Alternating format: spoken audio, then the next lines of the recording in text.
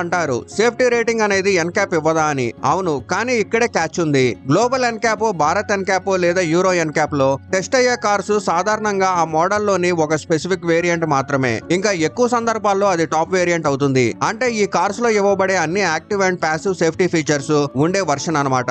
కానీ మీరు అదే మోడల్ లోని బేస్ లేదా మిడ్ వేరియంట్ కొనడానికి వెళ్తే ఆ టాప్ వేరియంట్ కు 5 స్టార్ రేటింగ్ తెచ్చిన అన్ని సేఫ్టీ ఫీచర్స్ ఉండే అవకాశాలు చాలా తక్కువ.